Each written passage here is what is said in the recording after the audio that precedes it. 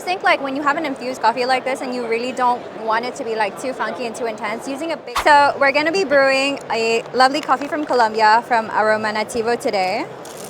A pink bourbon. It's going to be a little on the funkier side. So we're using 14 grams of coffee. Tried out the beans. So I'm gonna use this new grinder.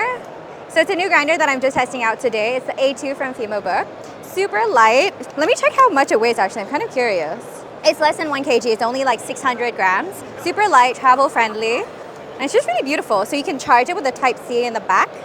So to switch this on, all you do is you have to hold on to the button on the top. And then when you see the blue lights, it's switched on. Then you can pour your coffee inside.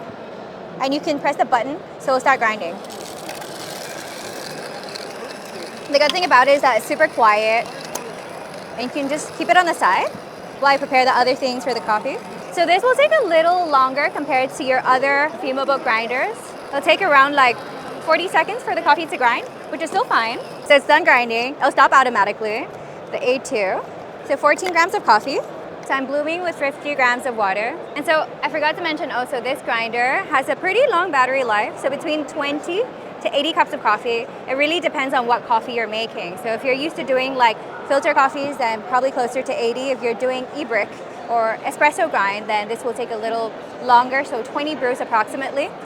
But this is also very good for any home brewer that doesn't have a lot of space, or people that travel a lot. Maybe you have like a more basic, approachable espresso machine at home. You can use this.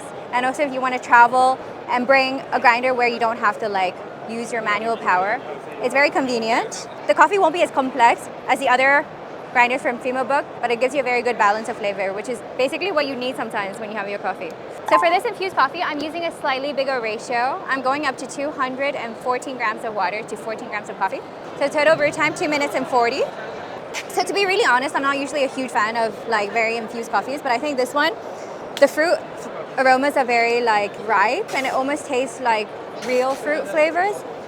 Here you have this touch of like yellow peach, but also this candied strawberry that goes well really together. It smells like it's gonna taste very sweet. Let's try. Honestly, I always think like when you have an infused coffee like this and you really don't want it to be like too funky and too intense, using a bigger ratio will always make it taste a lot more approachable. Okay, let's share some coffee.